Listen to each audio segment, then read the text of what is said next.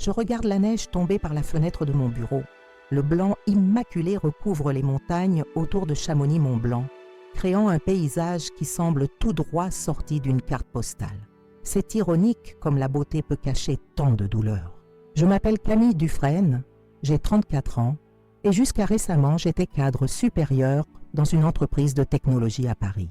Une vie parfaite sur papier, une carrière brillante, un mari architecte renommé et ce chalet dans les Alpes que j'avais acheté pour nous deux. Un refuge contre le stress parisien, notre petit paradis personnel. Je passe mes doigts sur la surface en bois de mon bureau, ce bureau d'où j'ai dirigé des projets valant des millions d'euros, ce bureau où j'ai signé l'acte d'achat de notre chalet, ce bureau où j'ai découvert que ma vie entière était basée sur un mensonge. Personne ne s'attend à ce que son monde s'effondre lors d'un simple week-end entre amis. Ces week-ends étaient notre tradition. Olivier, mon mari, moi et notre cercle d'amis proches. Nous nous échappions de Paris, nous retrouvions dans notre chalet et pendant quelques jours, nous oublions nos responsabilités. Des repas qui s'éternisaient, des randonnées dans les montagnes, des soirées au coin du feu avec du vin et des conversations qui duraient jusqu'à l'aube. C'était notre rituel, notre façon de rester connectés malgré nos vies professionnelles exigeantes. Ce week-end particulier ne devait pas être différent des autres. François, le meilleur ami d'Olivier depuis l'université, était là, comme toujours. Antoine, mon ami avocat, avait fait le trajet depuis Lyon. Sophie, ma cousine, nous avait rejoints pour la première fois, ayant finalement réussi à s'échapper de son agence d'investigation à Paris. Et puis il y avait Élise, notre voisine âgée, que nous invitions toujours pour le dîner du samedi soir. Une femme adorable avec des yeux perçants qui semblait toujours voir au-delà des apparences. Je me souviens de chaque détail de cette journée, le ciel d'un bleu intense, l'odeur du café fraîchement moulu le matin, le sourire d'Olivier quand il m'a embrassé avant de partir faire du jogging avec François, sa main qui s'est attardée sur ma joue un peu plus longtemps que d'habitude. Était-ce de la culpabilité? Je me le demande maintenant. L'après-midi, je me suis rendu compte que nous n'avions plus de vin pour le dîner. Une erreur de ma part, inhabituelle pour quelqu'un d'aussi organisé que moi. Je suis descendue en ville, au petit caviste que nous fréquentions régulièrement. Le propriétaire m'a reconnu, m'a demandé des nouvelles d'Olivier, m'a recommandé un Bourgogne qu'il venait de recevoir. Nous avons discuté de la saison touristique, de la météo, de ces petites choses insignifiantes qui composent la vie quotidienne, des banalités qui, en quelques heures, deviendraient inconcevablement triviales. Je suis revenue plus tôt que prévu. Le parking devant le chalet était vide, à l'exception de la voiture d'Olivier et celle de François. Les autres devaient encore être en randonnée. J'ai garé ma voiture, j'ai pris les bouteilles de vin et je suis entrée dans le chalet. Le silence m'a frappé immédiatement. Un silence épais, presque palpable. Dans un chalet en bois, chaque son résonne. Les pas sur le plancher, les portes qui s'ouvrent, les voix qui murmurent.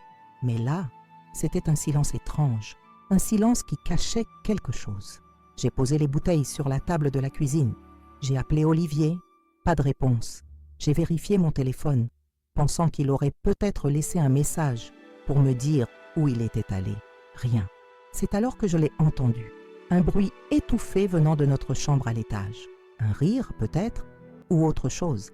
J'ai monté l'escalier lentement, mais pas étouffé par le tapis. La porte de notre chambre était fermée, mais pas complètement. Un mince filet de lumière s'échappait par l'entrebâillement. Je me suis approchée sans faire de bruit. Mon cœur battait si fort que j'étais sûre qu'il pouvait l'entendre de l'autre côté de la porte. Je ne sais pas ce que j'espérais trouver. Peut-être Olivier, en train de préparer une surprise pour notre anniversaire qui approchait. Peut-être François et lui, en train de discuter d'un projet secret. L'esprit humain est étrange. Même face à l'évidence, il cherche des explications innocentes, des échappatoires à la vérité. J'ai poussé la porte doucement. Et là, dans notre lit, sous les draps que j'avais choisis lors de notre voyage à Lyon, il y avait Olivier et François, ensemble, enlacés, dans un moment d'intimité qui a instantanément pulvérisé 7 années de mariage. Le temps s'est arrêté. Je me souviens d'avoir fixé la scène, incapable de bouger, incapable de parler. Leurs corps se sont figés quand ils m'ont vu. Le visage d'Olivier s'est décomposé en une expression que je n'avais jamais vue auparavant. Un mélange de choc, de honte et de quelque chose d'autre. Du soulagement peut-être, comme si un poids avait été soulevé de ses épaules.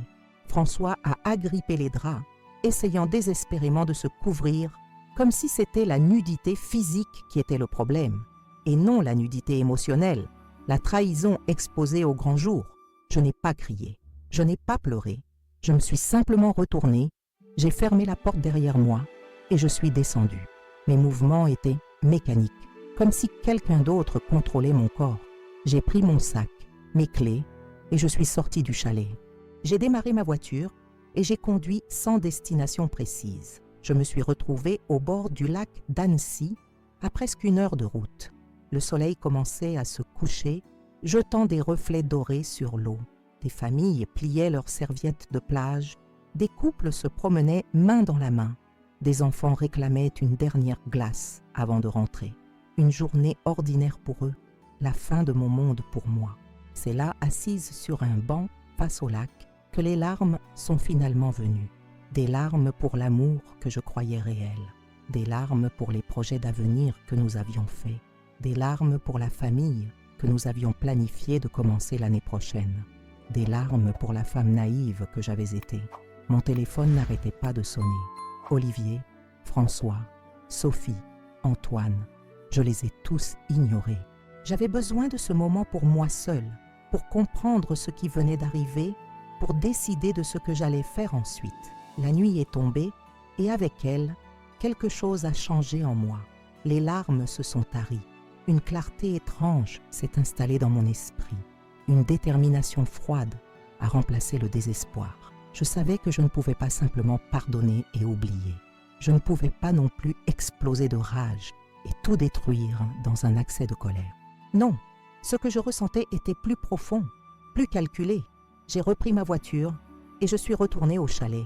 Tout le monde était là, les visages tendus, les regards inquiets. Olivier s'est précipité vers moi, a essayé de m'expliquer, de s'excuser. François était assis dans un coin, les yeux rivés au sol.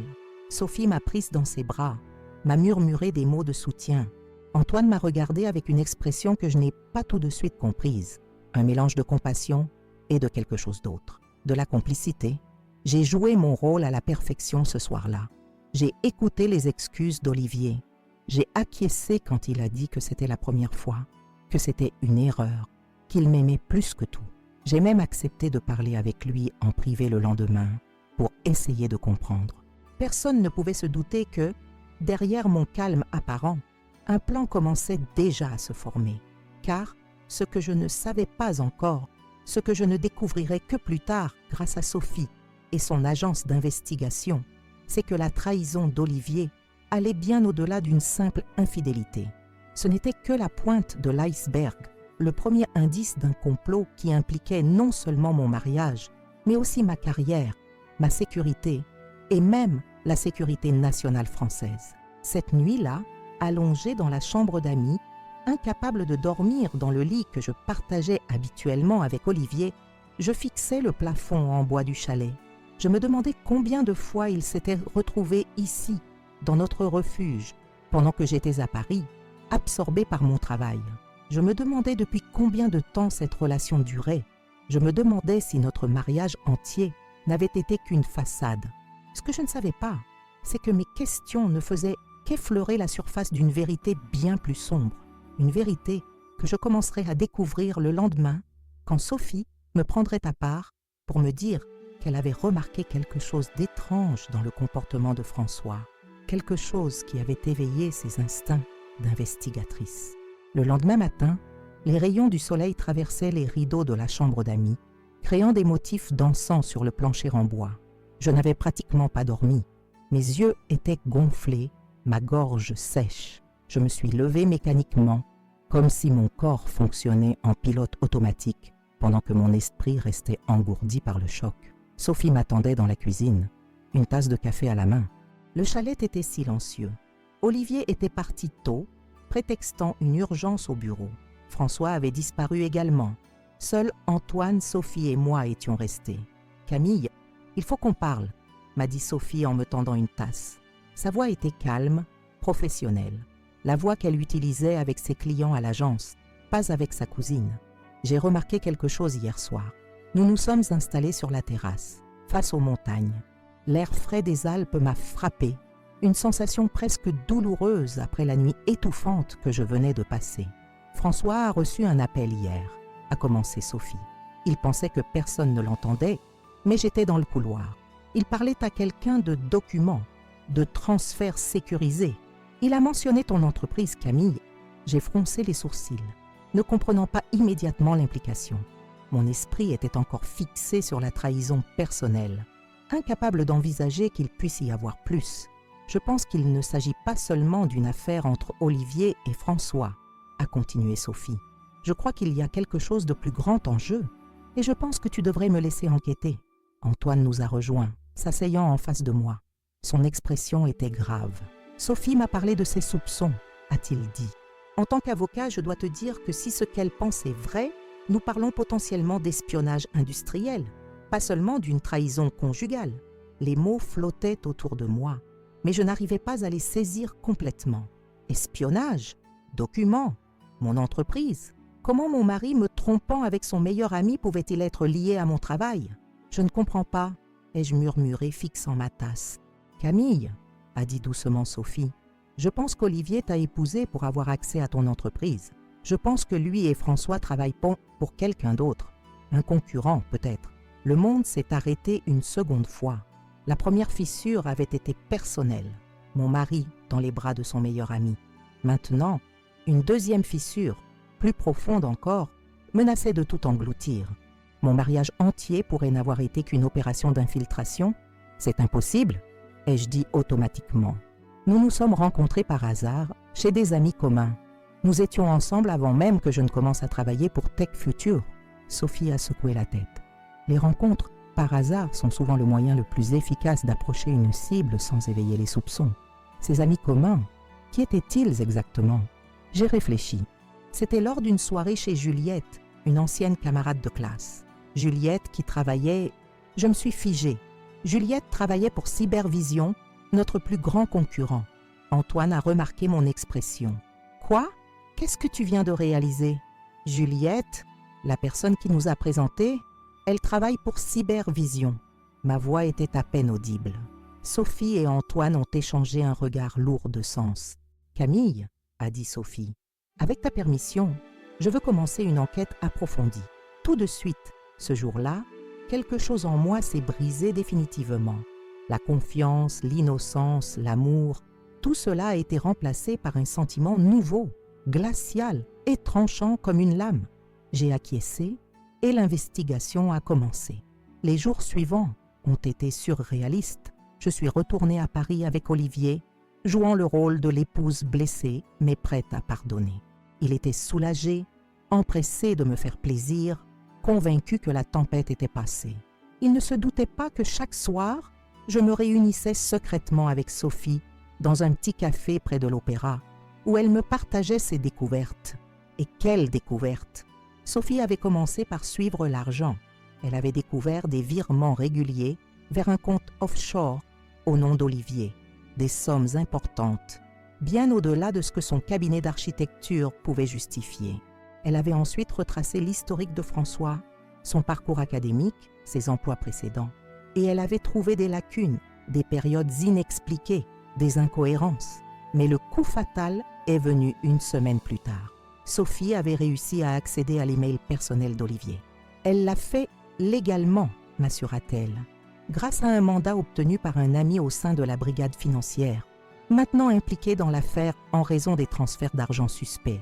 Dans cet email se trouvait toute la vérité, des conversations entre Olivier et François, mais aussi avec des dirigeants de Cybervision, des rapports détaillés sur mes activités professionnelles, des copies de documents confidentiels de Tech Future que j'avais rapportés à la maison pour travailler le soir. Et le plus dévastateur, des discussions sur moi, sur notre relation. Elle ne se doute de rien, écrivait Olivier dans un email daté de notre 5e anniversaire de mariage. L'opération continue comme prévu. J'ai maintenant accès à tous les documents relatifs au projet Neptune. Le projet Neptune, notre innovation la plus secrète, la plus révolutionnaire. Une technologie qui allait changer l'industrie entière, et Olivier le vendait à nos concurrents. Mais ce n'étaient pas ces trahisons professionnelles qui m'ont brisé. C'était une autre ligne, dans un autre email, envoyé à François. Parfois, c'est difficile de continuer cette mascarade. Je n'ai jamais rien ressenti pour elle, à part une opportunité d'affaires. Chaque baiser, chaque caresse est une performance. J'ai hâte que tout soit fini. 7 ans de ma vie, 7 ans d'amour, de confiance, de partage, réduits à une performance, une mascarade, une opportunité d'affaires. J'ai vomi dans les toilettes du café après avoir lu ces mots. Sophie m'a tenu les cheveux, m'a offert un mouchoir, m'a proposé de me raccompagner chez moi. Mais je ne pouvais pas rentrer, pas encore. Pas dans l'appartement que je partageais avec cet homme qui n'avait jamais été mon mari, mais mon ennemi. Qu'est-ce que je fais maintenant ? Ai-je demandé. Ma voix rauque. Sophie et Antoine, qui nous avaient rejoints, se sont regardés. « Tu as 2 options, a dit Antoine. Soit tu confrontes Olivier, tu déposes plainte et tu laisses la justice suivre son cours. Cybervision sera poursuivie, Olivier et François iront probablement en prison pour espionnage industriel. Tu obtiendras le divorce, peut-être des dommages et intérêts. Ou, ai-je demandé. Un léger sourire est apparu sur le visage de Sophie. Ou tu leur donnes une leçon qu'ils n'oublieront jamais. Une leçon qui fera bien plus mal qu'une simple peine de prison. Comment ? Tu joues leur jeu, a répondu Antoine. Tu leur fais croire que tu ne sais rien. Pendant ce temps, tu travailles avec nous et la brigade financière pour rassembler encore plus de preuves. Tu prépares un piège parfait. Et quand tout sera prêt, tu le refermes sur eux. J'ai regardé par la fenêtre du café, observant les Parisiens vaquer à leurs occupations, inconscients du drame qui se jouait à quelques mètres d'eux. Des couples se tenaient la main, des collègues riaient ensemble, des amis partageaient un verre, des relations normales, basées sur la confiance et l'honnêteté. Tout ce que je croyais avoir, tout ce qu'on m'avait volé. Je veux qu'ils paient, ai-je dit finalement. Je veux qu'ils sachent ce que ça fait d'être trahi par quelqu'un en qui on a confiance. Les semaines suivantes ont été les plus étranges de ma vie. Je vivais une double existence. L'épouse en apparence réconciliée avec son mari infidèle le jour et l'agent infiltré la nuit, travaillant avec Sophie, Antoine et maintenant Philippe Rousseau, mon supérieur chez Tech Future, qui avait été mis dans la confidence. Philippe avait été choqué, puis furieux, puis stratégique. Nous pouvons utiliser cette situation à notre avantage, avait-il dit lors d'une réunion secrète dans son bureau après les heures de travail. Nous pouvons leur faire croire qu'ils ont accès à des informations cruciales, alors qu'en réalité, nous les alimentons avec des données falsifiées. C'est ainsi qu'a commencé l'opération Miroir, nommée ainsi parce que nous reflétions exactement ce qu'Olivier et Cybervision nous faisaient. Je rapportais à la maison des documents apparemment confidentiels, soigneusement préparés par l'équipe de Philippe. Des informations suffisamment crédibles pour être convaincantes, mais totalement inutiles, voire préjudiciables si elles étaient implémentées. Pendant ce temps, Sophie continuait son investigation. Elle avait découvert que le réseau était plus vaste que nous ne l'imaginions initialement. 3 autres employés de Tech Future étaient impliqués. Des transferts d'argent avaient été effectués vers plusieurs pays. Et le plus alarmant, des technologies sensibles, potentiellement utilisables à des fins militaires, avaient été compromises. L'affaire prenait une dimension de sécurité nationale. Les services de renseignement français s'y intéressaient maintenant. J'avais des réunions régulières avec un certain Laurent, un agent discret qui me rencontrait dans des endroits toujours différents. Un banc de parc, une librairie, un musée peu fréquenté. « Vous faites un travail remarquable, Madame Dufresne », m'avait dit Laurent lors de notre 3e rencontre. Peu de personnes auraient eu la force de continuer à vivre avec quelqu'un qui les a trahis à ce point. J'avais souri amèrement. Ce n'est plus mon mari dans ma tête. C'est un acteur jouant un rôle, et moi aussi je joue le mien. Le plus difficile étaient les moments d'intimité, les dîners où Olivier me regardait avec une tendresse feinte, me parlant de notre avenir ensemble, les soirs où il me prenait dans ses bras et où je devais répondre à ses caresses sans révéler mon dégoût. Je me douchais longuement après chaque contact, frottant ma peau jusqu'à ce qu'elle soit rouge, comme si je pouvais effacer physiquement sa trahison. Un jour, Olivier a proposé que nous retournions au chalet pour un week-end. Juste nous deux, avait-il dit, pour nous retrouver vraiment. J'avais accepté. sachant que c'était l'opportunité parfaite pour avancer dans notre plan. Le chalet, mon chalet, acheté avec mon argent, allait devenir le théâtre de ma vengeance. Avant de partir, j'avais rencontré Laurent une dernière fois. « Nous sommes prêts », m'avait-il dit. « Nous avons assez de preuves pour arrêter tout le réseau.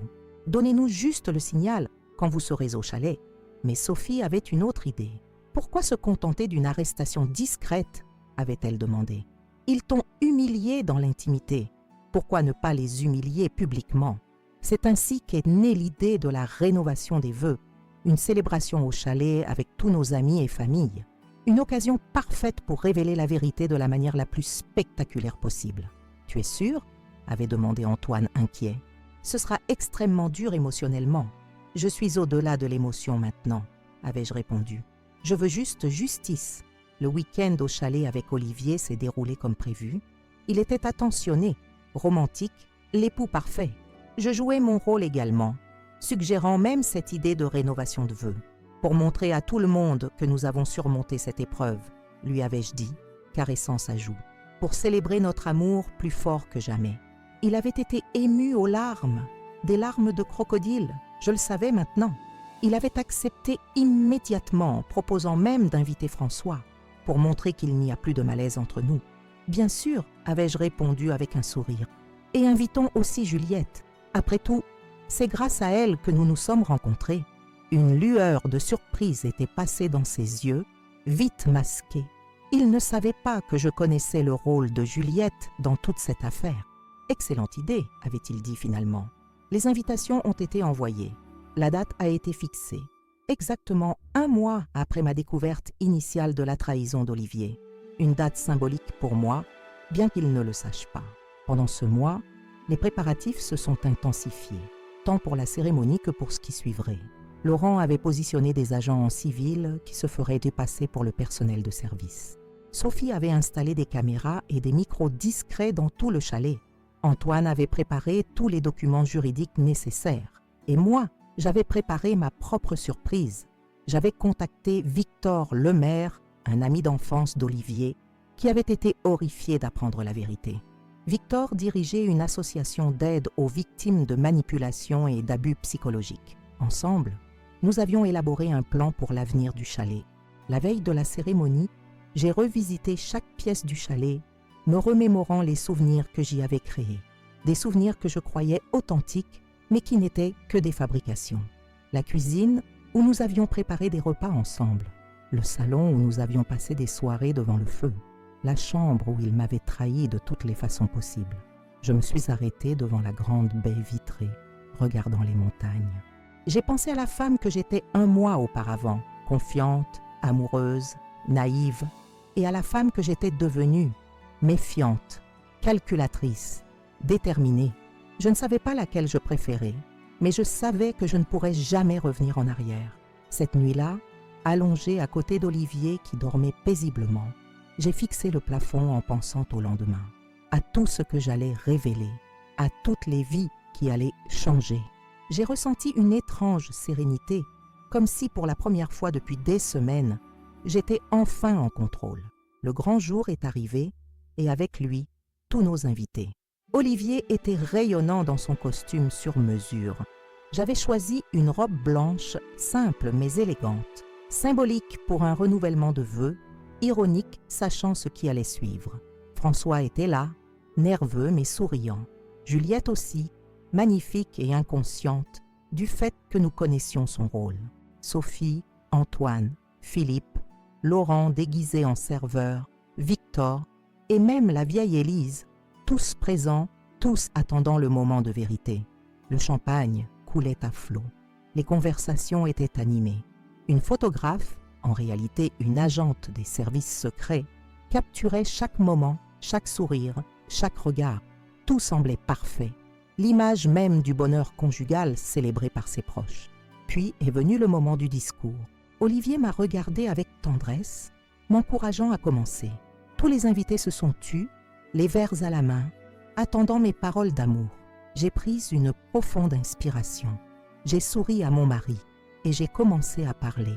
Il y a 1 mois exactement, je suis rentrée plus tôt que prévu au chalet Le silence dans la salle était assourdissant. Tous les visages étaient figés, certains dans l'incrédulité, d'autres dans l'horreur. Olivier avait pâli, son verre de champagne suspendu à mi-chemin vers ses lèvres. François, à côté de lui, avait baissé les yeux, fixant intensément le plancher comme s'il pouvait y disparaître. J'ai fait signe à Sophie, qui a activé le projecteur installé discrètement au plafond. Sur le mur blanc du chalet sont apparues les premières images, Olivier et François ensemble, dans notre chambre. Des photos prises par les caméras de surveillance que j'avais fait installer après ma découverte initiale. Des halètements ont parcouru l'assemblée. Juliette a porté une main à sa bouche. Victor a secoué la tête, dégoûté. Élise, notre voisine âgée, a simplement hoché la tête comme si elle avait toujours su. Mais ce n'était que le début de ma découverte, ai-je continué, ma voix étonnamment ferme, car cette trahison personnelle cachait quelque chose de bien plus grave. Sophie a fait défiler les images. Maintenant apparaissaient des captures d'écran d'email, des relevés bancaires, des photos de rencontres secrètes entre Olivier, François et des dirigeants de Cybervision. Des documents confidentiels de Tech Future, annotés de la main d'Olivier. Ce que vous voyez ici, ai-je expliqué en désignant l'écran, c'est la preuve d'une opération d'espionnage industriel orchestrée par Cybervision, notre principal concurrent. Une opération dont le pivot central était mon mariage. J'ai regardé directement Olivier, qui semblait maintenant paralysé, incapable de bouger ou de parler. Notre rencontre n'était pas un hasard. Notre relation n'était pas réelle.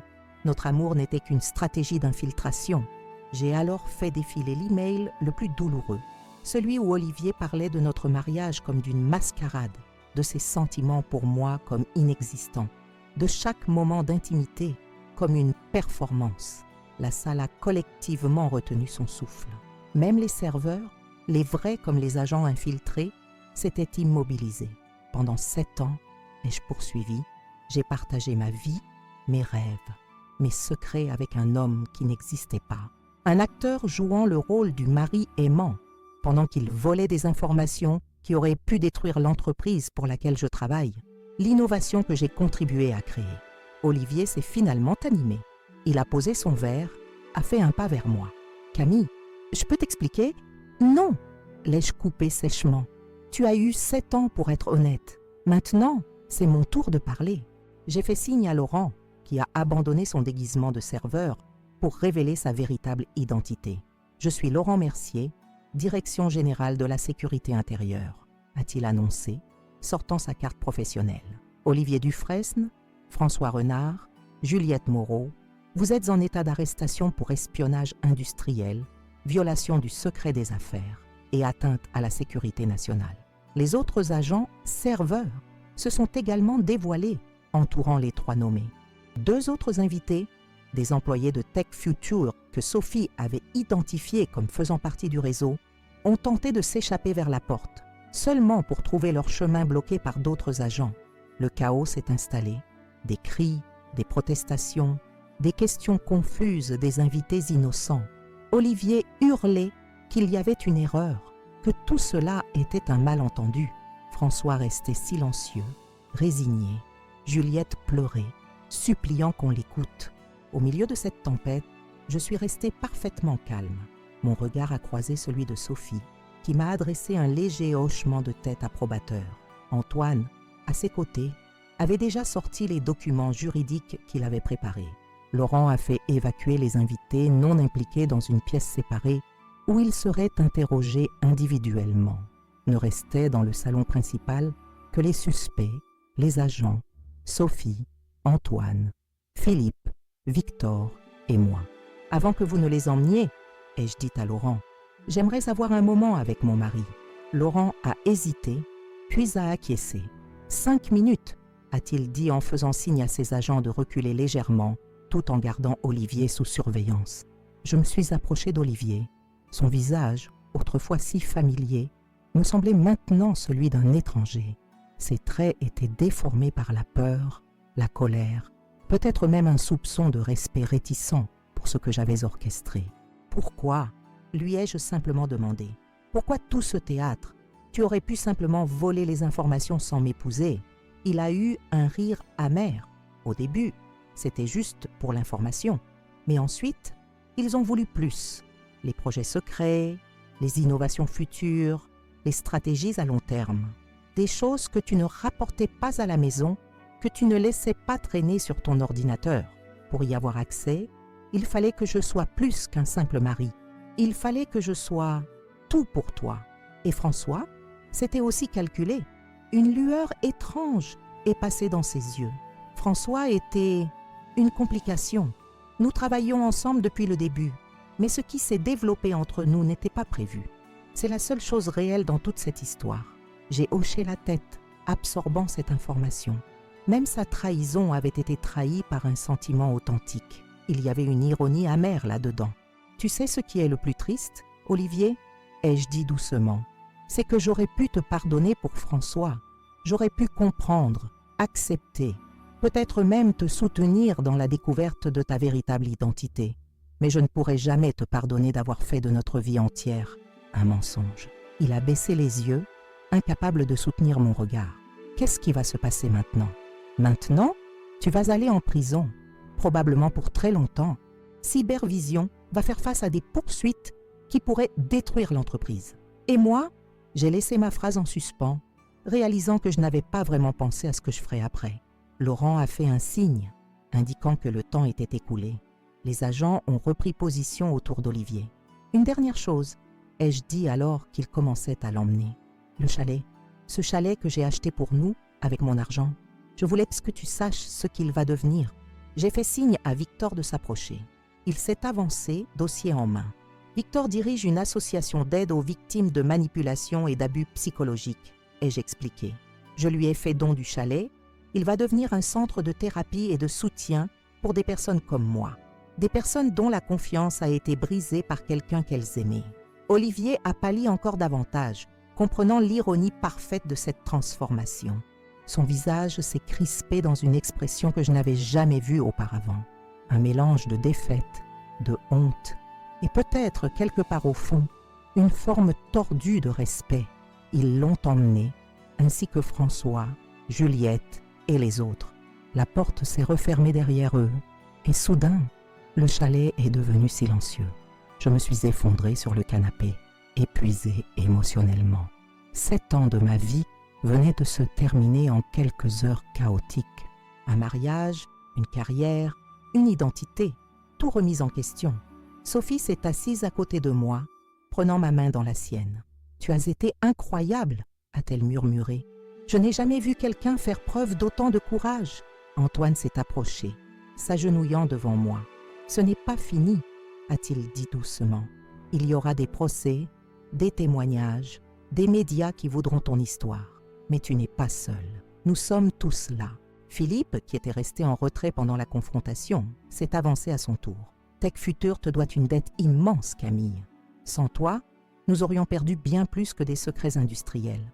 Nous aurions perdu notre avenir. » Victor s'est approché, tenant toujours le dossier du don du chalet. « Je sais que ce lieu contient des souvenirs douloureux pour toi maintenant, mais je te promets qu'il deviendra un espace de guérison, un endroit où la trahison se transformera en force. » Élise, qui avait mystérieusement réussi à rester dans le salon principal malgré l'évacuation des autres invités, s'est approchée lentement, s'appuyant sur sa canne. « Je savais que quelque chose n'allait pas, » a-t-elle dit de sa voix fragile. « Je les voyais, ces deux-là, quand tu n'étais pas là.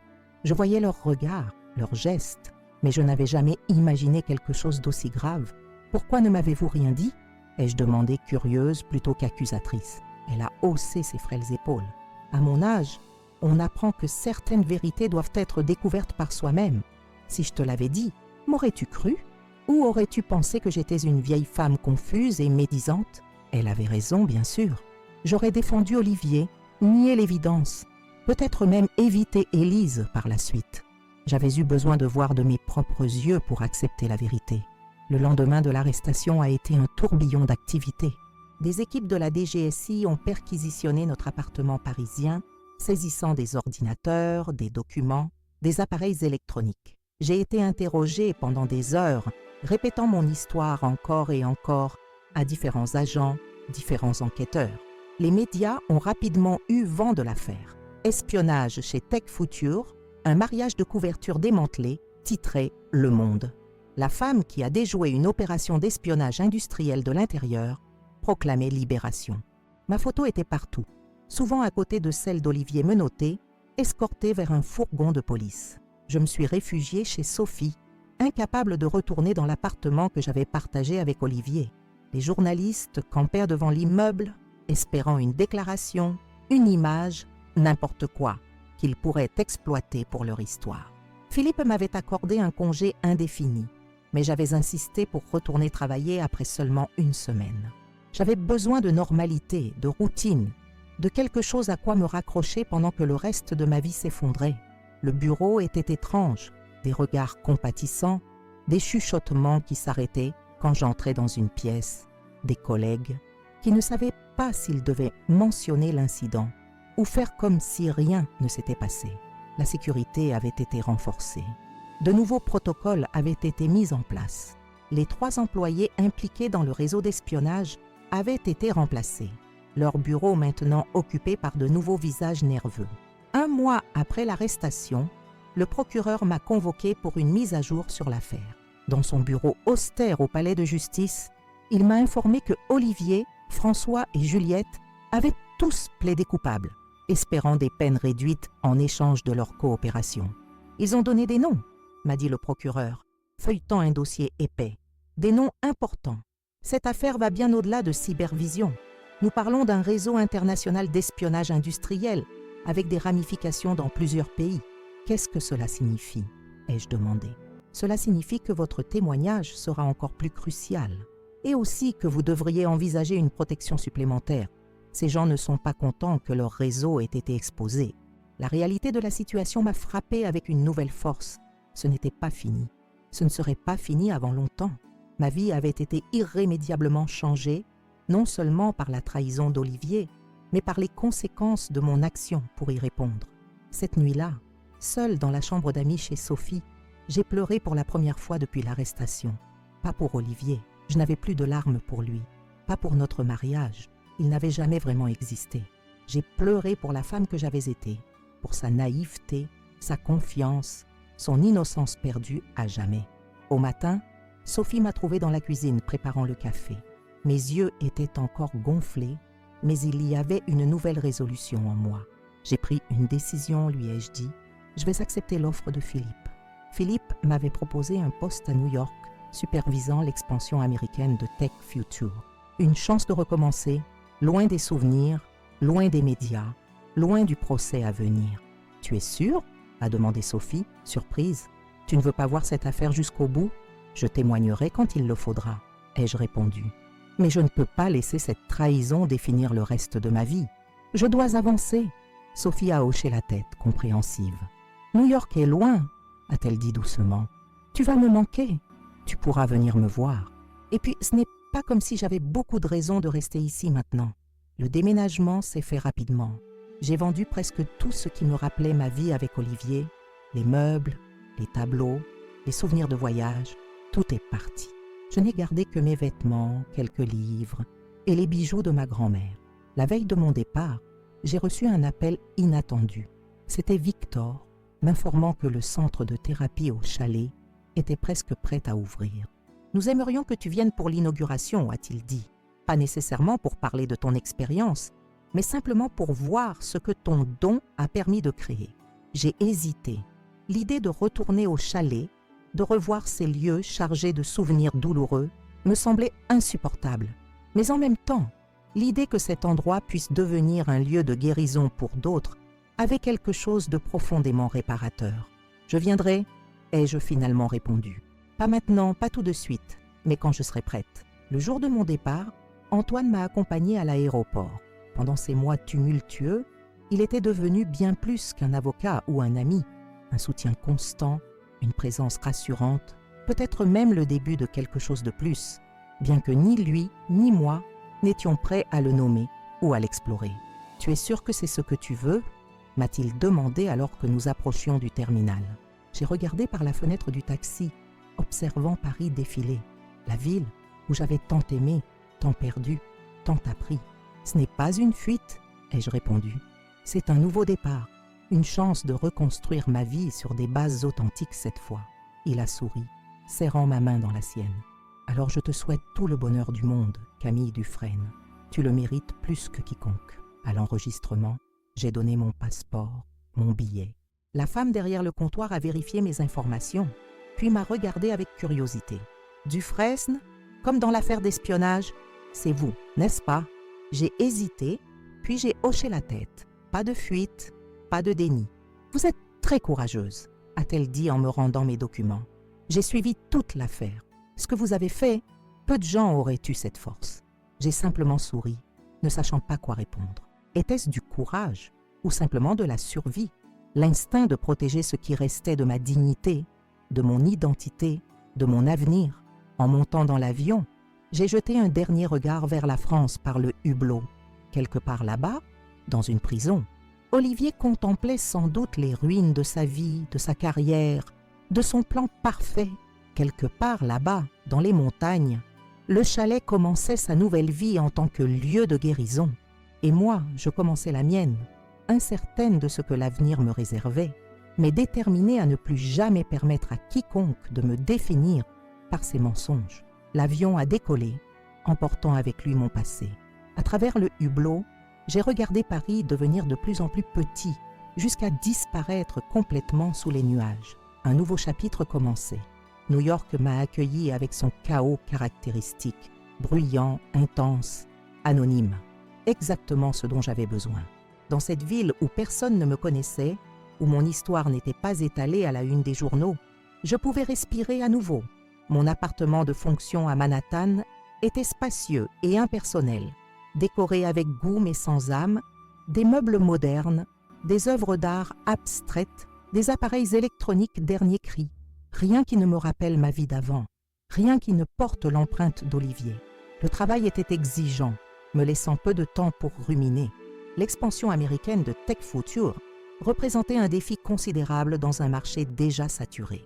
Je me suis jetée dans cette mission avec une détermination presque féroce, comme si chaque contrat gagné, chaque partenariat établi était une victoire personnelle contre ceux qui avaient tenté de détruire l'entreprise. Et ma vie, 3 mois ont passé ainsi, dans une routine effrénée de réunions, de négociations, de dîners d'affaires. Je m'étais créé une nouvelle identité, celle de l'exécutive française brillante et ambitieuse, sans passé, sans faille, sans vulnérabilité. Puis est arrivé l'appel que je redoutais. « Madame Dufresne ?» La voix du procureur français était formelle, distante à travers l'Atlantique. Le procès d'Olivier Dufresne et ses complices a été fixé. Votre témoignage sera requis dans 6 semaines.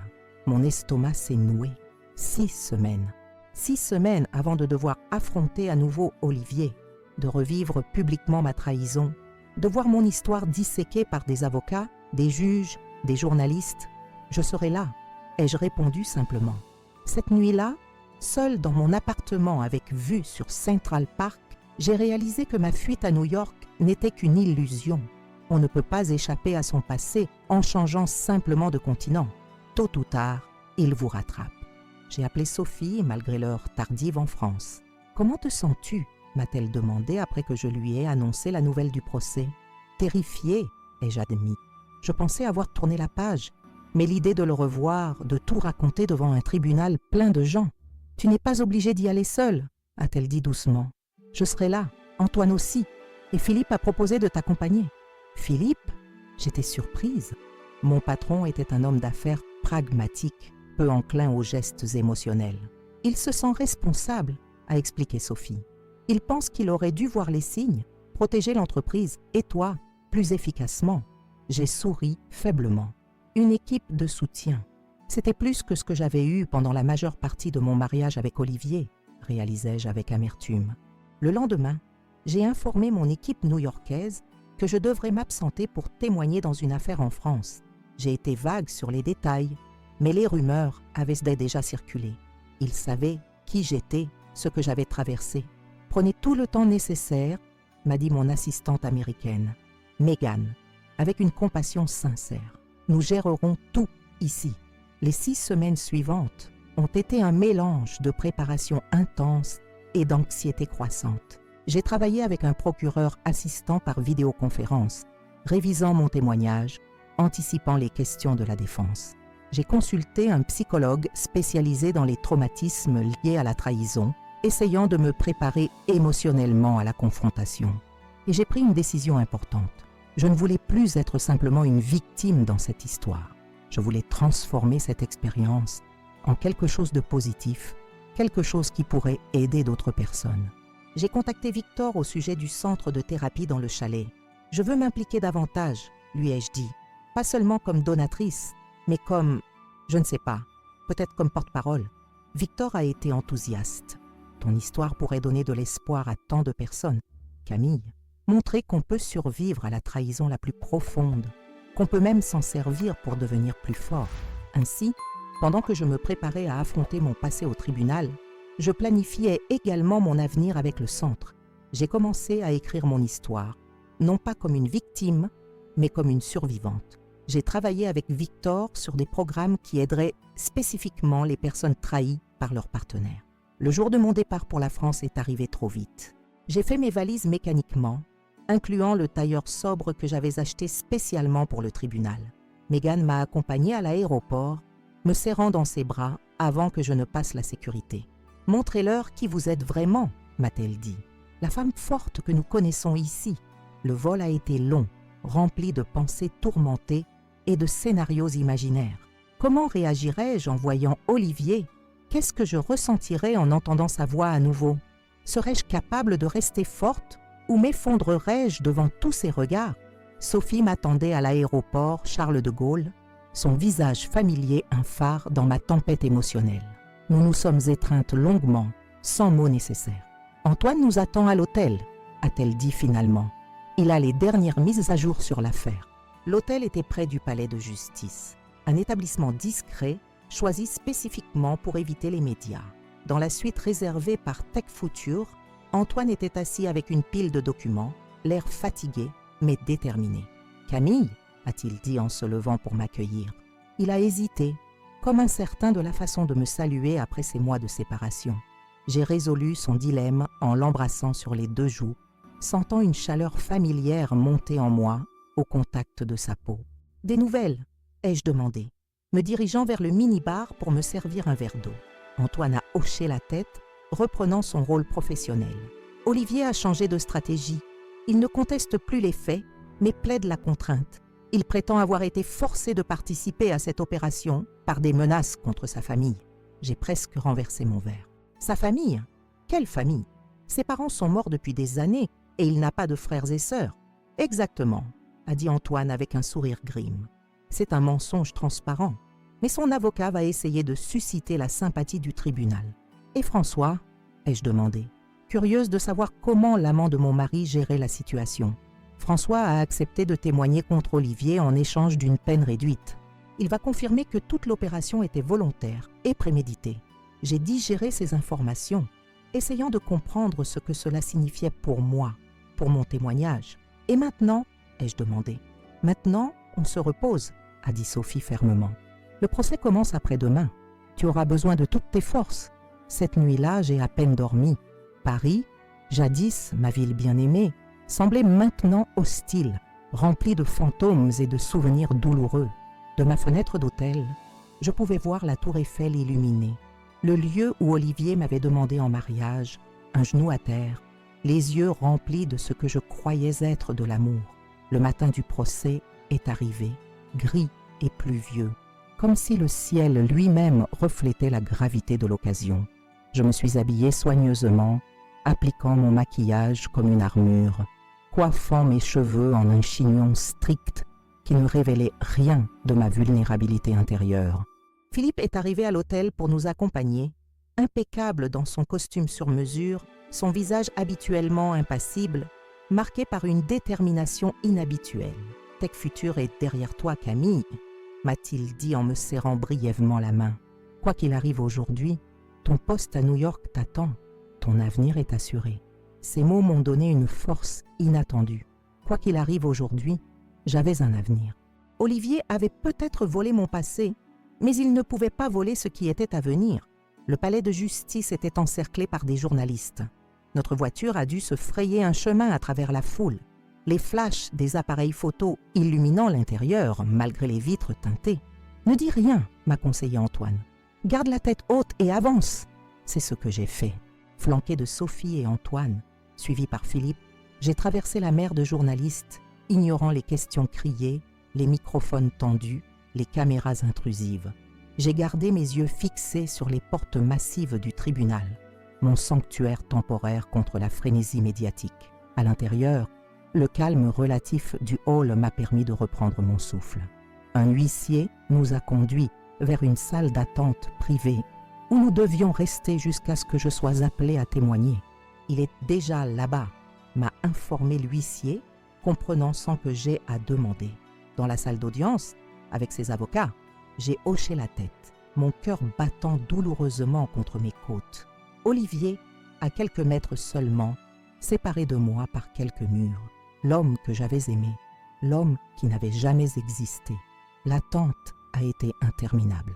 Antoine révisait ses notes, préparant des questions supplémentaires pour le procureur.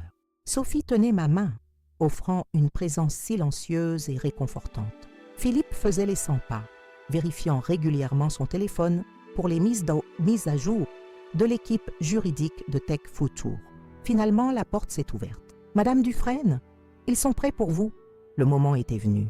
J'ai pris une profonde inspiration, j'ai serré une dernière fois la main de Sophie et j'ai suivi l'huissier vers la salle d'audience. Le silence s'est fait lorsque j'ai franchi les portes. Tous les yeux se sont tournés vers moi.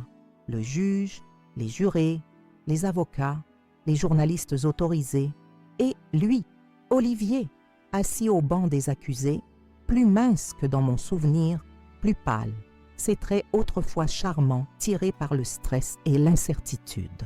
Nos regards se sont croisés pendant une fraction de seconde, avant que je ne détourne les yeux, refusant de lui donner la satisfaction de voir mon trouble. J'ai prêté serment, ma voix étonnamment ferme dans la salle silencieuse. Je me suis assise à la barre des témoins, arrangeant soigneusement ma jupe, prenant le temps de me composer avant de faire face au procureur. « Madame Dufresne, a commencé le procureur, pourriez-vous nous raconter comment vous avez découvert la double vie de votre mari ?» Et j'ai raconté. Calmement, méthodiquement, sans émotion excessive, j'ai décrit cette journée fatidique au chalet, la découverte initiale, le choc, puis les révélations successives de la véritable nature de mon mariage. J'ai parlé de l'investigation de Sophie, des preuves trouvées, des emails révélateurs. J'ai expliqué comment, au lieu de confronter immédiatement Olivier, j'avais choisi de travailler avec les autorités pour démanteler l'ensemble du réseau d'espionnage. « Pourquoi avoir attendu ?»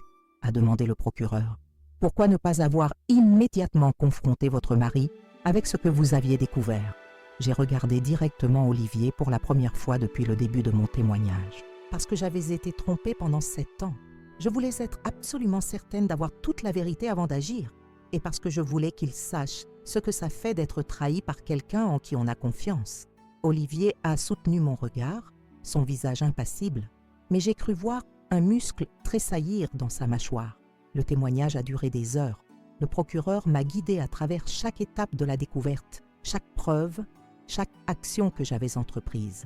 Puis est venu le tour de l'avocat de la défense, un homme élégant aux yeux froids qui s'est approché de moi comme un prédateur. « Madame Dufresne, a-t-il commencé d'une voix doucereuse, n'est-il pas vrai que vous aviez des problèmes dans votre mariage bien avant cette prétendue découverte ?» J'ai froncé les sourcils.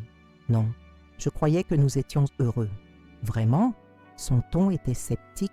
Vous ne trouviez pas que votre mari était distant, qu'il semblait préoccupé, qu'il passait beaucoup de temps loin de la maison?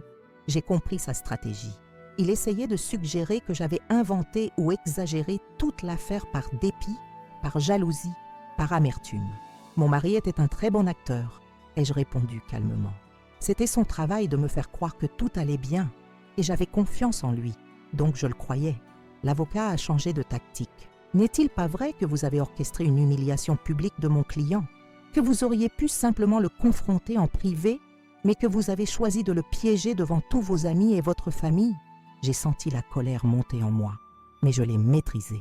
J'ai choisi de révéler la vérité, toute la vérité, y compris la partie professionnelle. Et pour cela, j'avais besoin des autorités présentes. Mais la mise en scène d'une rénovation de vœux, n'était-ce pas cruellement ironique? N'était-ce pas destiné uniquement à maximiser l'humiliation? J'ai pris une profonde inspiration.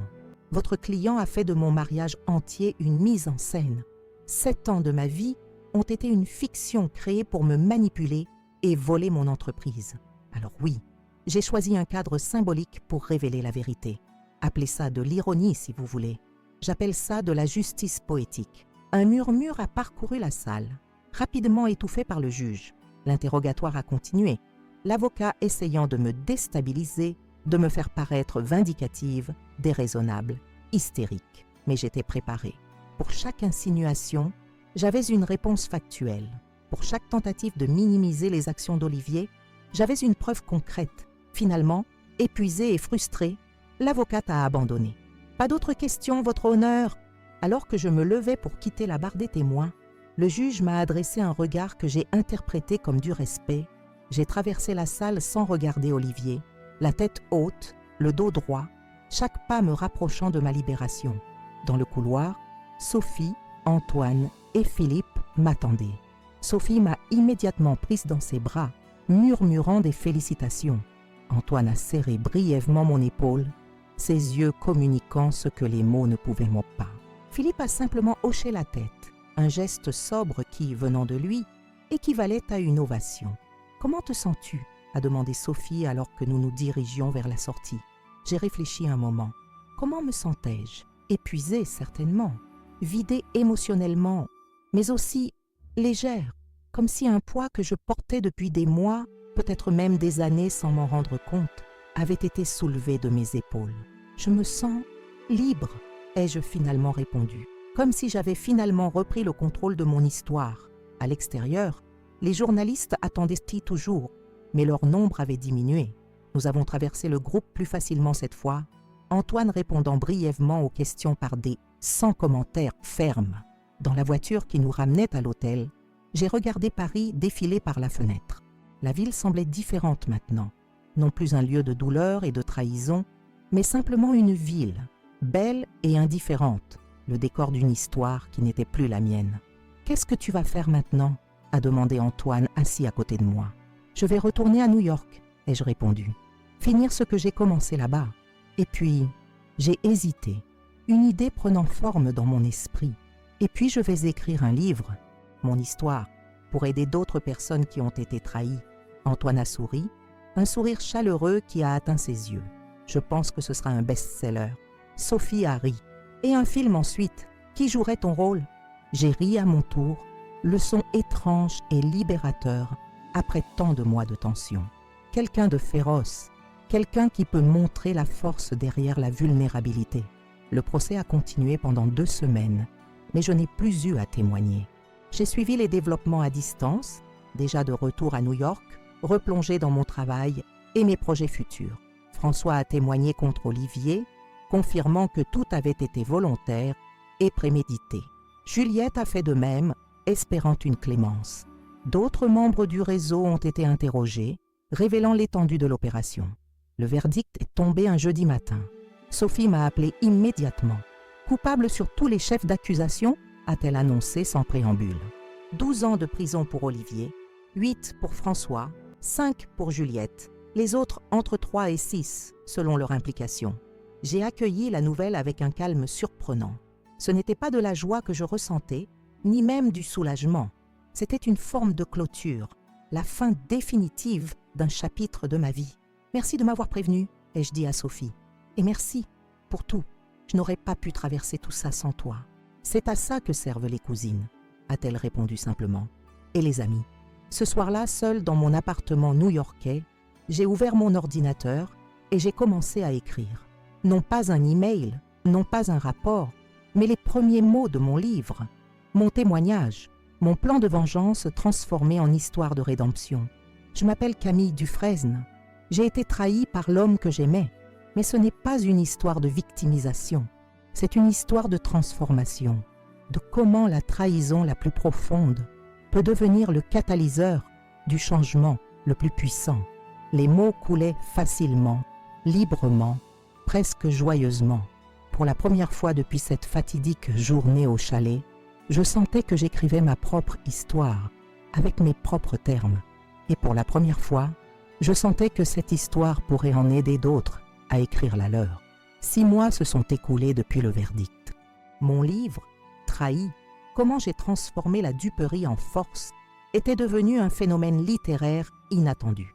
Traduit en 12 langues, il avait touché des milliers de personnes à travers le monde, des hommes et des femmes qui avaient vécu des trahisons similaires et qui cherchaient un chemin vers la guérison. Les médias s'étaient emparés de mon histoire. J'avais accordé quelques interviews sélectives, refusant les émissions sensationnalistes au profit de discussions plus profondes sur la confiance, la manipulation et la résilience.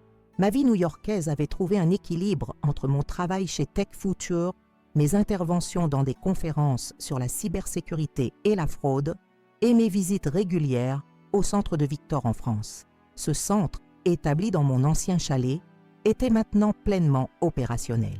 La Maison de la Vérité, comme Victor l'avait nommée, accueillait des personnes brisées par la trahison et les aidait à reconstruire leur vie. J'y intervenais via vidéoconférence chaque mois, partageant mon expérience et écoutant celle des autres. Un matin de printemps, j'ai reçu un email inattendu d'Antoine. « Olivier a demandé à te voir. » Mon cœur s'est arrêté. Olivier. Un nom que j'avais appris à prononcer sans émotion, un personnage dans mon histoire, plutôt qu'une présence vivante dans ma vie. Pourtant, la simple mention de sa demande avait suffi à réveiller des émotions que je croyais avoir maîtrisées. « Pourquoi ?» ai-je répondu simplement. La réponse d'Antoine est arrivée quelques heures plus tard. Il dit qu'il a des informations importantes à te communiquer, quelque chose que tu devrais savoir. J'ai fixé mon écran, me demandant quel jeu Olivier jouait maintenant. Était-ce un piège, une manipulation, une tentative désespérée d'obtenir une forme de pardon ou de réduction de peine? J'ai consulté Sophie, qui m'a conseillé la prudence. Il a toujours été manipulateur. Ça pourrait être un dernier effort pour exercer un contrôle sur toi. Philippe, plus pragmatique, a suggéré d'envoyer un avocat à ma place. Quoi qu'il ait à dire, nous pouvons l'entendre par l'intermédiaire d'un professionnel. Mais quelque chose en moi, peut-être la même intuition qui m'avait poussé à ne pas confronter Olivier immédiatement après ma découverte initiale, me disait que je devais y aller moi-même, que je devais regarder cet homme dans les yeux une dernière fois, non plus comme une victime, mais comme la personne forte et indépendante que j'étais devenue. J'irai, ai-je décidé, mais pas seule. Antoine a accepté de m'accompagner. Nous avons fixé une date, obtenu les autorisations nécessaires auprès de l'administration pénitentiaire et réservé nos vols pour Paris. Le retour en France a été moins troublant que je ne le craignais. Paris au printemps était resplendissante, loin de l'atmosphère oppressante que j'avais ressentie lors du procès. Sophie nous a accueillis à l'aéroport, m'enlaçant chaleureusement. « Tu as l'air bien », a-t-elle commenté. « New York te réussit, la liberté me réussit », ai-je corrigé avec un sourire. La prison où Olivier purgeait sa peine se trouvait en banlieue parisienne. Un bâtiment austère, entouré de hauts murs gris. Antoine et moi avons passé les contrôles de sécurité en silence, suivant un gardien à travers des couloirs froids et impersonnels. On nous a conduits dans une petite salle de visite, une table, 4 chaises, une fenêtre étroite, laissant filtrer un rayon de soleil qui semblait presque déplacé dans cet environnement sinistre. Et puis, la porte s'est ouverte à nouveau. Et il était là. Olivier avait changé. Son élégance naturelle avait cédé la place à une apparence plus rude, plus anguleuse. Ses cheveux, autrefois parfaitement coiffés, étaient un coupé court, presque militaire. Ses yeux, qui m'avaient jadis regardé avec ce que je croyais être de l'amour, étaient maintenant enfoncés dans leur orbite, méfiants, calculateurs. Il s'est assis en face de moi, ses mains menottées posées sur la table. Il a jeté un regard à Antoine, puis a reporté son attention sur moi. « Merci d'être venu », a-t-il dit, sa voix rauque, comme s'il n'avait pas beaucoup parlé récemment. « Tu as dit que tu avais quelque chose d'important à me dire », ai-je répondu. Gardant ma voix neutre, professionnelle, il a hoché la tête lentement. J'ai réfléchi, beaucoup réfléchi depuis que je suis ici, à ce que j'ai fait, à qui j'ai été. J'ai attendu, impassible. Je n'étais pas venu pour des excuses ou des justifications. « Il y a quelque chose que tu ne sais pas », a-t-il continué. « Quelque chose d'important, quelque chose qui pourrait affecter ta sécurité. » Mon cœur a accéléré légèrement, mais j'ai maintenu mon expression neutre. À côté de moi, j'ai senti Antoine se raidir. Le réseau, Il était plus grand que ce que nous avons révélé au procès. Beaucoup plus grand. Nous le savons, ai-je répondu. Les services de renseignement ont continué leur enquête après votre arrestation. Il a secoué la tête. Non, tu ne comprends pas. Ce n'était pas juste de l'espionnage industriel. C'était plus complexe. Il s'est penché en avant, baissant la voix. Il y avait des connexions politiques, des gens haut placés qui protégeaient l'opération, des gens qui ont perdu beaucoup quand nous avons été arrêtés. Antoine a froncé les sourcils. Pourquoi nous dire ça maintenant? Olivier m'a regardé directement. Parce que certains de ces gens pensent que Camille en sait plus qu'elle n'en a révélé. Ils pensent qu'elle pourrait avoir des informations qui les compromettraient. Et ils sont nerveux, surtout depuis la publication de son livre. J'ai senti un frisson parcourir ma colonne vertébrale.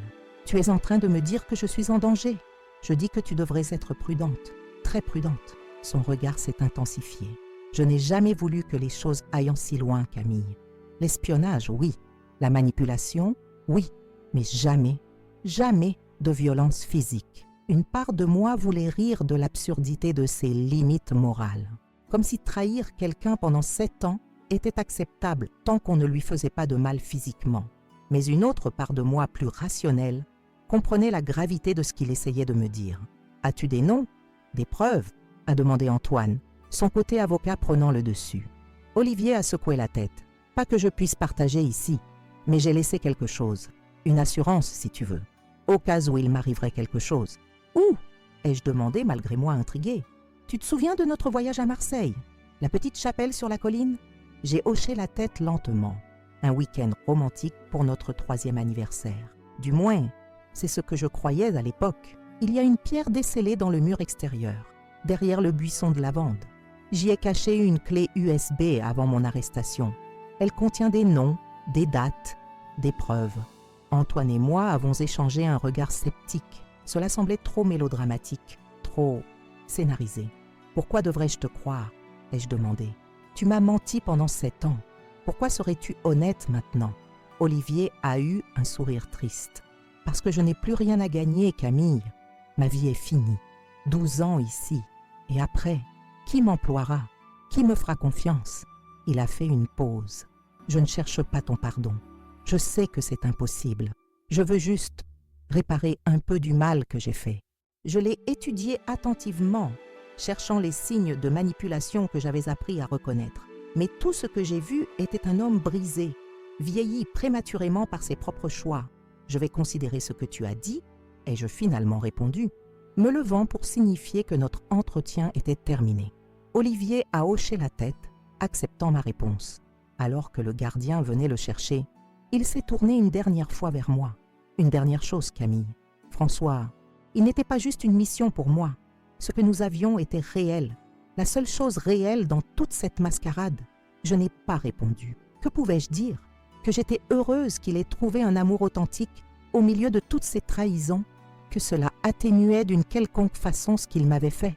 Antoine et moi sommes sortis de la prison en silence, chacun perdu dans ses pensées. Ce n'est qu'une fois dans la voiture qu'il a parlé. Tu crois ce qu'il a dit? À propos de la clé USB. J'ai regardé par la fenêtre, observant la ville qui défilait. Je ne sais pas. Une partie de moi pense que c'est encore une manipulation. Mais une autre partie veut vérifier, a complété Antoine. J'ai hoché la tête. C'est ridicule, n'est-ce pas? Après tout ce qu'il a fait, je considère encore de suivre une de ses pistes. Antoine a placé sa main sur la mienne. Un geste simple mais réconfortant. Ce n'est pas ridicule, c'est prudent. Si ce qu'il dit est vrai et que tu es potentiellement en danger, nous avons décidé de partir pour Marseille le lendemain. Sophie a insisté pour nous accompagner et nous avons accepté avec gratitude. Plus nous serions nombreux, plus nous serions en sécurité. Le trajet en TGV a été rapide, les paysages de la France méridionale défilant à grande vitesse par les fenêtres. Je me suis surprise à me remémorer ce voyage avec Olivier, comment il avait été attentionné, romantique, parfait, une performance magistrale pour un homme qui ne ressentait rien pour moi. Marseille était ensoleillée et venteuse, la mer Méditerranée scintillant au loin. Nous avons loué une voiture et avons pris la route sinueuse vers la petite chapelle que je n'avais pas vue depuis des années. Elle était toujours là, perchée sur sa colline, modeste et intemporelle. Le buisson de lavande avait grandi, ses fleurs mauves dansant dans la brise marine. Nous nous sommes approchés avec précaution, vérifiant que nous étions seuls. Là, ai-je dit, pointant une section du mur où les pierres semblaient moins bien ajustées. Je pense que c'est ici. Antoine s'est agenouillé, examinant les pierres. Avec un peu d'effort, il a réussi à en déceler une, révélant une petite cavité. Et là, enveloppée dans un sac plastique étanche, se trouvait une clé USB. Nous l'avons regardée en silence, comme hypnotisés par ce petit objet qui pourrait contenir des vérités dangereuses. « On ne devrait pas l'ouvrir ici », a suggéré Sophie. « Allons à l'hôtel. » De retour dans notre chambre d'hôtel à Marseille, nous avons branché la clé USB sur l'ordinateur d'Antoine, protégé par plusieurs couches de sécurité. Ce que nous avons trouvé m'a glacé le sang. Des documents, des emails, des photos, tout prouvant l'implication de hauts fonctionnaires du gouvernement français, de dirigeants d'entreprises internationales, même d'un membre du Parlement européen. Le réseau était effectivement beaucoup plus vaste et plus puissant que ce que nous avions imaginé. Et plus inquiétant encore, des communications récentes mentionnant mon nom, mon livre et la nécessité de gérer le problème Dufresne. « Mon Dieu !» a murmuré Sophie. Olivier disait vrai. Antoine, le visage grave, a immédiatement appelé Laurent, notre contact à la DGSI. Nous avons besoin de protection et nous avons des informations critiques à partager. Les jours suivants ont été surréalistes. Nous avons été placés sous protection policière pendant que Laurent et son équipe analysaient les données et lançaient des opérations pour appréhender les personnes impliquées. J'ai dû reporter mon retour à New York, restant dans un lieu sécurisé en France, fourni par les services de renseignement. Sophie et Antoine sont restés avec moi, refusant de me laisser seule dans cette nouvelle crise. Une semaine après notre découverte à la chapelle, Laurent nous a rendu visite avec des nouvelles. Nous avons arrêté 3 des principaux suspects, nous a-t-il informé, y compris le membre du Parlement européen. Les autres sont en fuite, mais nous avons émis des mandats internationaux. Ce n'est qu'une question de temps. Et pour ma sécurité, ai-je demandé, nous recommandons que vous restiez sous protection pour l'instant, au moins jusqu'à ce que nous ayons appréhendé tous les suspects majeurs. J'ai acquiescé, reconnaissante, mais aussi frustrée par cette nouvelle contrainte. Juste quand je pensais avoir repris le contrôle de ma vie, voilà que j'étais à nouveau prisonnière, d'une situation différente, mais prisonnière tout de même. Ce soir-là, seule dans ma chambre, j'ai reçu un message texte d'un numéro inconnu. « Merci de m'avoir cru. Prends soin de toi. Oh, Olivier. » Comment avait-il eu accès à un téléphone en prison? Comment avait-il obtenu mon numéro? Je n'ai pas répondu, mais je n'ai pas non plus signalé le message. Quelque part au fond de moi, je lui étais presque reconnaissante. Presque. 2 mois ont passé ainsi, dans l'attente et l'incertitude. Puis, progressivement, la situation s'est détendue. La plupart des suspects avaient été arrêtés. Les preuves étaient accablantes. Un nouveau procès se préparait, plus grand, plus médiatisé encore que celui d'Olivier. Laurent m'a finalement annoncé que je pouvais retourner à New York, tout en maintenant certaines précautions de sécurité. Antoine m'a accompagné jusqu'à l'aéroport, hésitant visiblement à me laisser partir. « Tu pourrais rester ?» a-t-il suggéré alors que nous attendions l'embarquement. « En France, je veux dire. Tech Future a un bureau à Paris. Tu pourrais y travailler. » J'ai souri, touché par son inquiétude et par ce qui se cachait derrière. « Je dois retourner à New York pour l'instant. Mais je reviendrai. Pour le procès, et peut-être pour d'autres raisons. » Nos regards se sont croisés et j'ai vu dans ses yeux une promesse, une possibilité que je n'étais pas encore prête à explorer pleinement, mais que je ne voulais pas non plus ignorer. De retour à New York, j'ai repris ma vie avec une nouvelle perspective. Le danger que j'avais affronté, les révélations sur l'ampleur du réseau qui m'avait ciblé, tout cela m'avait rappelé la fragilité de l'existence, l'importance de vivre authentiquement chaque jour. J'ai continué mon travail chez Tech Future, mais j'ai aussi développé davantage mon implication avec la Maison de la Vérité. Victor et moi avons élaboré de nouveaux programmes, notamment un spécifiquement conçu pour les personnes trahies dans un contexte professionnel. Mon livre a connu une nouvelle vague de popularité suite aux révélations sur le réseau gouvernemental et j'ai commencé à travailler sur un second ouvrage centré sur la reconstruction après la trahison. Et puis, 6 mois après mon retour à New York, j'ai reçu un appel de Sophie. Le procès commence le mois prochain. m'a-t-elle annoncé. Ils veulent que tu témoignes à nouveau. J'ai fermé les yeux, sentant un mélange d'appréhension et de détermination. Encore un témoignage, encore une exposition publique de ma vie privée. Mais cette fois, c'était différent. Cette fois, je n'étais plus simplement la femme trompée. J'étais celle qui avait contribué à démasquer un réseau criminel international. « Je serai là », ai-je répondu. « Antoine sera ravi », a commenté Sophie, avec une nuance taquine dans la voix. J'ai ri doucement. Je serai ravie aussi. Le vol pour Paris a été paisible, me donnant le temps de réfléchir à tout ce qui s'était passé depuis cette fatidique journée au chalet. La trahison, la douleur, la vengeance, puis la renaissance. Un chemin que je n'aurais jamais choisi, mais qui m'avait mené à une version de moi-même plus forte, plus authentique, plus consciente de sa valeur. À l'aéroport Charles de Gaulle, Antoine m'attendait, un bouquet de pivoines à la main, mes fleurs préférées, un détail qu'il avait remarqué et retenu. « Bienvenue chez toi », a-t-il dit simplement. Et pour la première fois depuis longtemps, ces mots ont résonné avec une vérité profonde. Pas parce que la France était ma maison, pas parce que Paris était ma ville, mais parce que j'avais enfin trouvé ma place. Non pas dans un lieu, mais dans ma propre peau, dans ma propre vérité. Le procès serait difficile, les témoignages seraient éprouvants, l'exposition médiatique serait intense, mais j'étais prête. Plus que prête, j'étais impatiente de clore ce chapitre définitivement, de mettre un point final à cette histoire de trahison et de renaissance. Car ma véritable vengeance n'avait jamais été l'humiliation d'Olivier, ni même son emprisonnement. Ma véritable vengeance était la femme que j'étais devenue, forte, résiliente, capable non seulement de survivre à la trahison la plus profonde, mais de la transformer en un catalyseur pour une vie plus authentique et plus significative. Et c'était une vengeance dont je pouvais être fière. Le temps a passé depuis ces événements qui ont bouleversé ma vie. Aujourd'hui, je me tiens devant vous, non pas comme une victime, mais comme une survivante.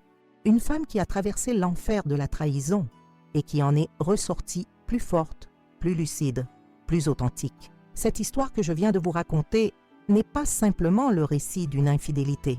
C'est l'histoire d'une manipulation calculée, d'un mariage entier construit sur le mensonge, d'une opération d'espionnage aux ramifications internationales qui a failli détruire non seulement ma vie personnelle, mais aussi ma carrière et mon entreprise. Quand j'ai découvert Olivier et François ensemble dans notre chalet, ce chalet que j'avais acheté avec mon propre argent, ce refuge que je croyais être notre sanctuaire, je n'imaginais pas l'ampleur de ce que j'allais découvrir. Je pensais simplement faire face à l'infidélité de mon mari. Je ne savais pas encore que chaque moment de notre relation avait été orchestré, que chaque « je t'aime » avait été une performance, que chaque projet d'avenir avait été un leurre pour me maintenir dans l'ignorance pendant qu'il volait les secrets de mon entreprise.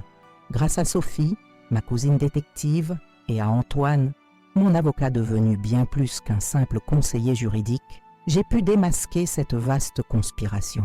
J'ai choisi de ne pas confronter Olivier immédiatement, mais plutôt de planifier ma vengeance avec méthode et patience, les mêmes qualités qu'il avait utilisées pour me manipuler pendant 7 ans.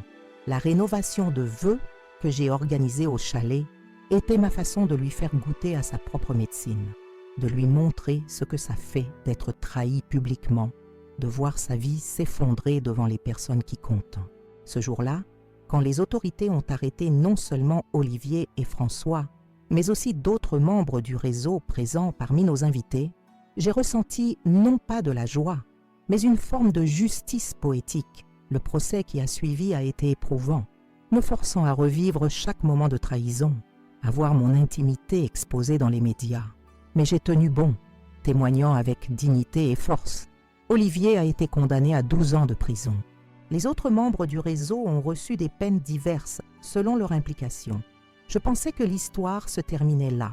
J'avais déménagé à New York, repris ma carrière chez Tech Future et même écrit un livre sur mon expérience pour aider d'autres personnes trahies. J'avais transformé le chalet en centre de thérapie pour les victimes de manipulation, donnant un sens à ma souffrance en la mettant au service des autres. Mais l'histoire n'était pas terminée. La visite inattendue d'Olivier en prison, ses révélations sur l'ampleur réelle du réseau impliquant des personnalités politiques, la clé USB cachée dans la chapelle de Marseille, tout cela a ouvert un nouveau chapitre, me mettant à nouveau en danger. Grâce à ces informations, cependant, les autorités ont pu démanteler un réseau criminel international, bien plus vaste que ce que nous avions initialement découvert. Un réseau qui avait des ramifications dans les plus hautes sphères du pouvoir politique et économique. Aujourd'hui, alors que je me prépare à témoigner dans ce nouveau procès, je réalise que ma véritable vengeance n'a jamais été dans l'humiliation ou la punition d'Olivier. Ma véritable vengeance est la femme que je suis devenue, forte, indépendante, capable de transformer la trahison la plus profonde en un catalyseur pour une vie plus authentique et plus significative. J'ai appris que la confiance peut être reconstruite, mais différemment. J'ai appris que la vulnérabilité n'est pas une faiblesse, mais qu'elle doit être accordée avec discernement. J'ai appris que parfois, les épreuves les plus douloureuses sont celles qui nous révèlent notre véritable force. Et surtout, j'ai appris l'importance de la vérité, non pas comme une arme pour blesser, mais comme un fondement sur lequel construire une vie authentique. C'est pourquoi le centre de thérapie que j'ai créé s'appelle la Maison de la Vérité. Parce que c'est seulement dans la vérité, aussi douloureuse soit-elle, que nous pouvons trouver la guérison et la paix. Ma relation avec Antoine a évolué au fil du temps, passant de la collaboration professionnelle à une amitié profonde, puis à quelque chose de plus, quelque chose de vrai, bâti sur le respect mutuel et la connaissance de nos forces et de nos faiblesses. Une relation où je n'ai pas peur d'être vulnérable, parce que cette vulnérabilité est accueillie avec respect et non exploitée. Je ne sais pas ce que l'avenir me réserve. Je ne sais pas comment se terminera ce nouveau procès, ni quelles autres révélations pourraient encore émerger. Mais je sais que je suis prête à y faire face, non plus comme la femme naïve que j'étais, mais comme la survivante que je suis devenue. Si vous avez vécu une trahison similaire, sachez que vous n'êtes pas seul. Sachez qu'il est possible de reconstruire, de guérir, de trouver un sens à votre souffrance. Sachez que votre valeur n'est pas définie par la façon dont quelqu'un vous a traité, mais par la façon dont vous choisissez de vous relever. Et maintenant, j'aimerais vous demander quelque chose. Si mon histoire vous a touché, si elle a résonné en vous d'une manière ou d'une autre, j'aimerais que vous preniez un moment pour vous abonner à Histoires à entendre. Ce canal est dédié à partager des récits comme le mien, des histoires de trahison, de résilience, de transformation. Des histoires qui peuvent vous aider à traverser vos propres épreuves ou simplement vous rappeler la force extraordinaire de l'esprit humain. En vous abonnant, vous nous permettez de continuer à partager ces histoires importantes. En laissant un commentaire, vous participez à une communauté de soutien et de compréhension. Partagez votre propre expérience, posez des questions ou simplement dites-nous ce que vous avez pensé de mon histoire. Vos commentaires sont précieux. Ils nous montrent que ces récits ont un impact, qu'ils touchent des vies. Et si vous le pouvez, envisagez de nous soutenir via Merci, la fonction de don qui aide à couvrir les coûts de production de nos vidéos. Réaliser ces témoignages demande du temps, des ressources et beaucoup de courage de la part de ceux qui partagent leur histoire.